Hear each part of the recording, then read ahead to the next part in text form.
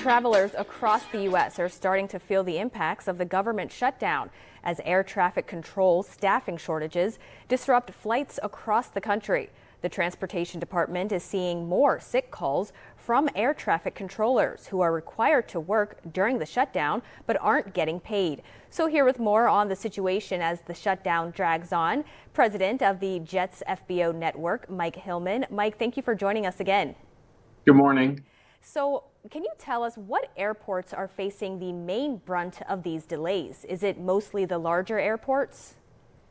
Well, there's pinch points that existed before the shutdown. You could think of it in terms of the East Coast, LaGuardia, Atlanta, Chicago, Florida, where I'm headed here shortly, is a pinch point with good coverage. So now with the shutdown and the call-offs, it's vastly different.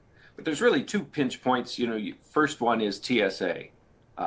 Those folks, if you can't even get to the plane, have an impact on your reality of travel, and the call-offs there are pretty significant. So if you look at Cleveland Hopkins as an example, there's 3 TSA lines there typically staffed, and as the call-offs increase, if the lines are reduced to 2 or even 1 TSA, your 2-hour lead time isn't adequate anymore.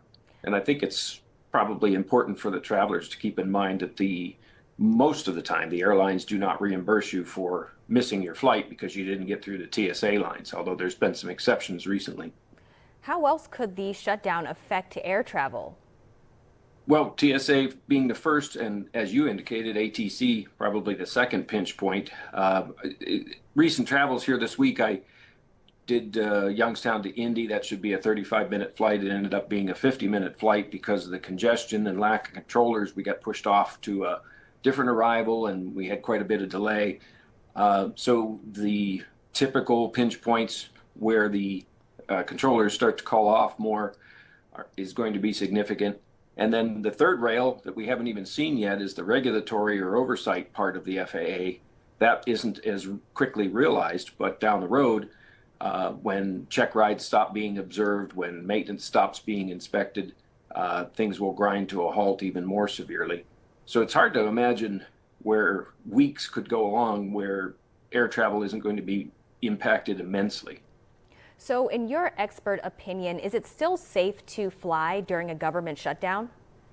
It is. I just think it is problematic. They're throttling things back to live within their means. And what I mean by that is if a control tower, for instance, needs 6 people and 5 aren't there, or there's inadequate staffing, they close it and they push that on to another center. And then that ripple effect means that the planes are just grounded, or we get what we call a grounding or a slot, or we get maybe a brief hold in the air. So we throttle the air system back to accommodate what's there. So it's still safe, but it is going to, without a doubt, impact delays. And I would suggest travelers might, if they can, postpone their travel plans till after the shutdown, should. And then I go back to, if you can avoid a connecting flight, pay a little bit more and get a direct flight, if that's possible. You lessen your opportunity for delay when you only have one leg to deal with. And before I let you go here, Mike, depending on how long the shutdown lasts, could this end up impacting holiday air travel when things really ramp up? Oh, goodness. If it's still shut down by Thanksgiving and thereabouts, I would say it would be devastating to travel in terms of being able to meet your schedule or meet the demand. It's hard to imagine that if it were still shut down by then that we'd be operating at even 50% capacity, because the controllers and the TSA agents will continue to not show up for work, as one might expect when you're not getting paid. So it's hard to imagine that if we survived that long, that it would be a recognizable air system in terms of scheduling. All right, Mike Hillman, thank you once again for your insight. I appreciate it. Good morning. Thank you.